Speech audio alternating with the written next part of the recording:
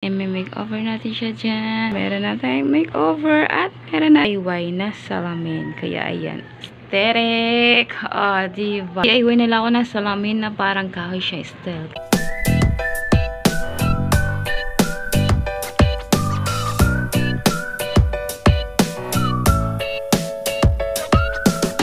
Hello guys! Ayan, dito tayo maglagay tayo stickers.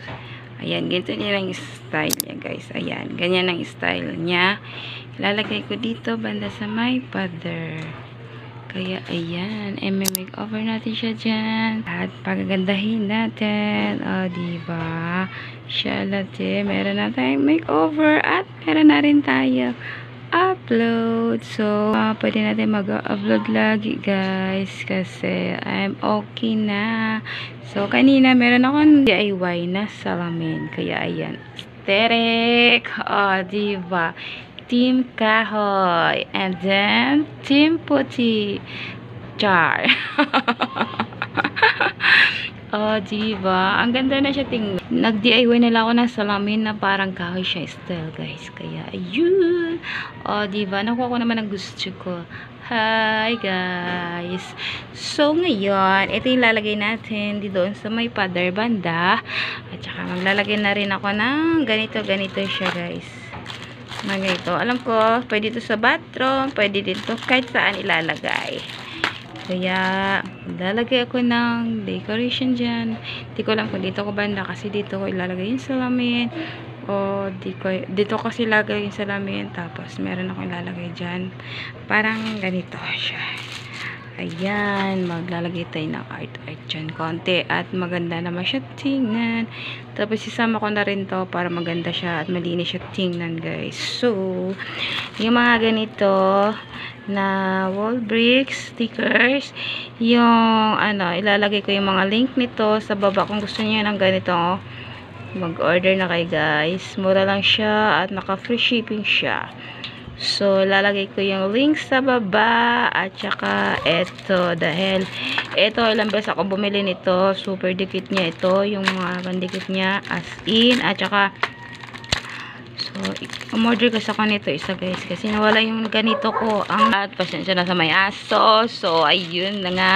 Pag gusto niyo ng ganito guys, ilalagay ko yung link sa baba. At saka, ayun, umorder ako ng dalawa dahil gusto ko dalawa ang lalagay ko dito para maganda naman siya. Okay guys, meron akong nilagay na at kinabit ko na siya. So, pinag-iisipan ko kasi gusto ko pantay ang pagkalagay. Kasi yung una ko nilagay dyan sa nakaraang tabing hindi siya pantay at nagkukulang yung mga wall bricks. Nakapagdikit na tayo kahit papaano. Pinag-iisipan ko siya guys kung paano ko siya ilalagay. Kailangan kasi pantay yung pagkagawa dahil tabing yung father. Tabi nga yung father, tingnan nyo naman. Diba? Pag ganun. Pa-slide. May slide siya guys, na pag ganun. Hindi siya, yung slide as in. Hi. Sa iya.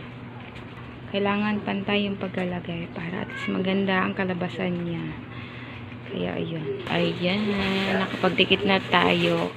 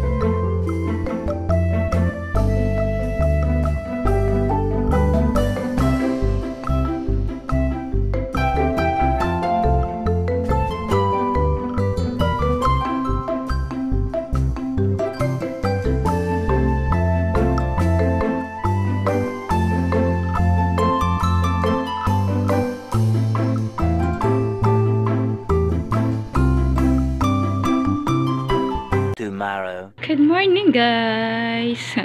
Ayan. Bukas ko na siya na no. Kagabi, hindi na ako nakapag-video dahil ayan, as usual pa rin. Lawat yung cellphone ko. At saka, ayun, natapos ko na rin siya sa wakas. Kaya ayan, kagabi, tinapos ko talaga siya kagabi ng oras na ako nakapagtapos. Bandang, ano na siya, 9:30. Kaya, tinapos ko siya lahat para at least naman, pagka kinabukasan ay okay na siya at i-organize na lang natin dito banda guys. Kaya, ayan. Dito naman, itong mga ito na to, hindi ko na siguro to lalagyan. Awkward na masyado guys. Lalagyan ko na lang siya dito ng para siyang kahoy. Tapos, i-design ko na lang siya para maganda. Kasi marami akong kahoy na tira-tira dyan. Yung hindi nagagamit. So, kahoy na lang ilalagay ko dito para hindi naman awkward masyado. At maganda lang ang kalabasan niya. Pati din dito, ayan. Diba? Ang dumite. So, nag-DIY din ako ng salamin. Lagyan ko lang sa gilid ng parang wallpaper. Ayun, wallpaper. Nilagay ko dito sa gilid. Parang kahoy ang style niya guys. Ayan. Nakapag-DIY ako sa salamin para bumagay dito. Banda. Ayan. Kaya, mamaya gagawin natin siya dito. Organize natin. Ayan. Malinis na siya tingnan. Diba? Tsaka maganda ang maganda yung pagkagawa ko. Hindi katulad dati ay yung unang lagay ko ng ganito ang pangit, bako-bako. Hindi siya pantay pagkalagay, hindi siya pantay pagka-dikit. Yung iba, meron doon nakalampas doon sa gilid-gilid, kaya ang pangit. Kaya pinag-isipan ko mabuti talaga kung paano ilagay siya na para maganda siya tingnan. So, ayan. Nakapagtapos tayo, no? So, umaga ko na napakita, guys. Mag-organize na lang tayo dito, banda. Kasi ang bala ko dito, yung salamin, dito ko siya ilalagay. Para siyang ganito, guys. Ayan, yan ang bala ko sana. Pag ganito siyang style. Ayan. Kita nyo ba? Ayan, bala ko sana ganyan ang style niya, guys. Tapos, dito yung iba akong ipag-decorate. So, ayan. Kaya lang, wala akong pa akong pandikit nitong salamin. Nakakalukat eh. Baka malaglag, mabasag. Nag-iisa na nga lang, mababasag pa na. Kaya, ayan. Ganyan sana ang style ko. Patayo siya. So, yung ibang design dito, hindi ko lang kung dito, kung banda ilalagay o doon. Magkaalaman yan guys kasi gusto ko maganda ang kalabasan.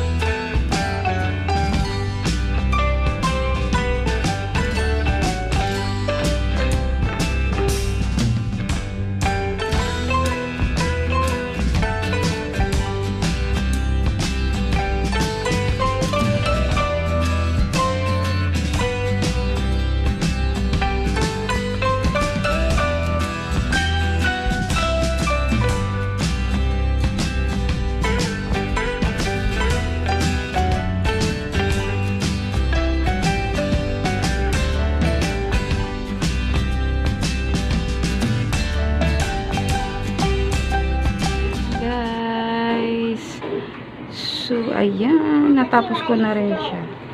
At lagyan ko lang yung sapatos doon para hindi siya maano. Kasi dinikitan ko muna siya guys. Nag-glow. Ewan ko lang kung magtagal ba yung pagdikit ng glow na yan. Kaya ayan. Lalagyan na lang natin ang konting abobot dito guys. Ganda.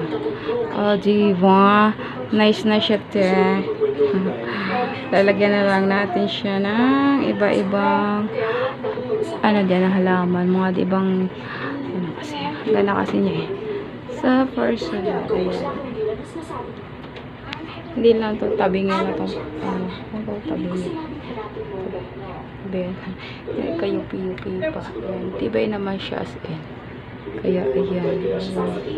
Tibay naman. Pero mamaya lalagyan ko siya ng ano.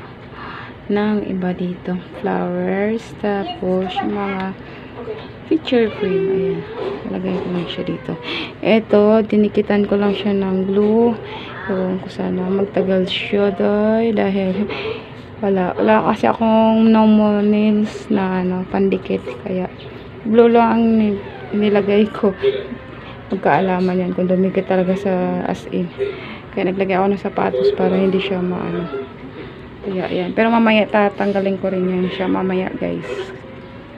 So ayan ang ating makeover. Ayan na guys. O, naganyan ko lang siya. Ayan. Ginanyan ko lang pag-style. Pero, hindi ko alam kung bagay ba siya. Ayan. Pero, masyado yatang malaki yung ano ko, flowers sa taas. Pero malalaman ko yan mamaya. Hanapan ko pa yan siya ng ibang design na ilalagay ko dyan. Kaya ayan ang kalabasan. So, plain lang siya. Tapos dito yung flower. Tapos, ayusin ko na lang to kasi bala ko nito kakat ko itong yung wood na to, ikakat ko na lang. Yung wood na to, ikakat ko na lang to. Yung itong kahoy na to. Kasing sukat lang nitong ano, sa baba. Para bumagay naman siya tingnan. Kaya, ayun. Uulitin ko pa siya pag-organize.